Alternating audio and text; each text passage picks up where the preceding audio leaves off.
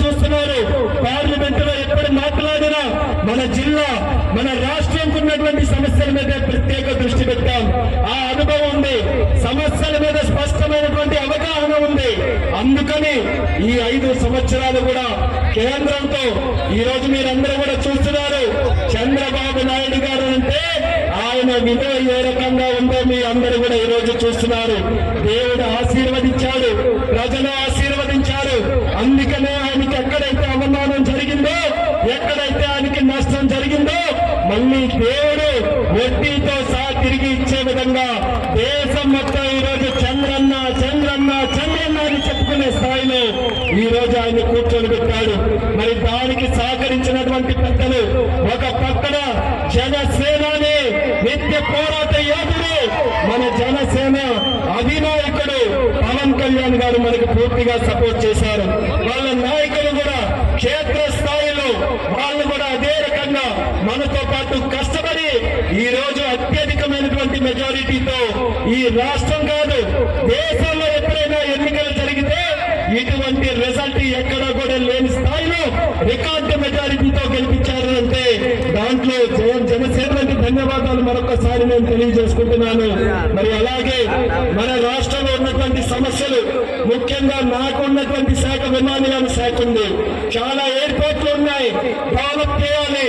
నా అదృష్టం ఏంటంటే మన పక్క జిల్లాలోనే సోదర జిల్లాలో భోగాపురం ఎయిర్పోర్ట్ నిర్మాణానికి తయారైంది.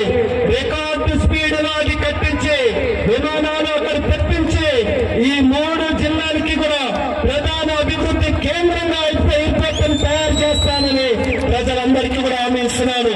ఎయిర్పోర్ట్ డెవలప్ అయితే కేవలం ఫ్లైట్లు ఎక్కి దిగడమే కాదు, దానికి తోడుగా వేల మంది యువతి యువకులకి ఉద్యోగాలు వస్తాయన్నది కూడా ప్రతి ఒక్కరు కూడా దృష్టిలో పెట్టుకోవాలి. ఇన్స్టిట్యూట్లు మనకు వస్తాయి, దానికి సంబంధించినటువంటి కంపెనీలు వస్తాయి, ఎంతో మందికి ఉద్యోగ అవకాశాలు వస్తాయి.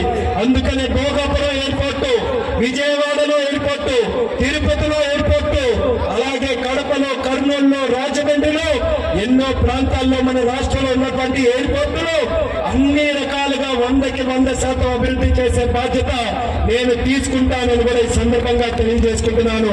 దానికి తోడుగా జిల్లాకి చాలా సమస్యలు మనం పరిష్కారం చేశాం. ఈ రోజు కేంద్ర మంత్రిగా ఉన్నాం.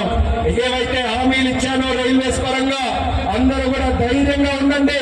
ప్రతి సమస్యను కూడా పరిష్కారం చేసే బాధ్యత, రైల్వేస్ ని అన్ని రకాలుగా మన జిల్లాలో అభివృద్ధి చేసే బాధ్యత నేను తీసుకుంటానని కూడా హామీ ఇస్తున్నాను.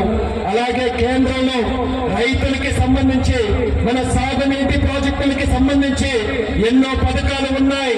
ఆ గతంలో ఉన్నటువంటి ప్రభుత్వం సరైన నిర్ణయాలు తీసుకోలేక, సరైన అవగాహన లేక ₹1 కూడా కేంద్ర నిధులు వినియోగించుకోలేకపోయారు. కానీ ఈ రోజు మళ్ళీ మన అందరి అదృష్టం, మన రాజకీయ బాహుబలి రాష్ట్రానికి అధ్యక్షుడిగా ఉండి 175కి 160 సీట్లు వస్తాయని 2 సంవత్సరాలుగా ఖచ్చితంగా చెప్పినటువంటి ఒకే ఒక్క వ్యక్తి మన అచ్చెన్నాయుడు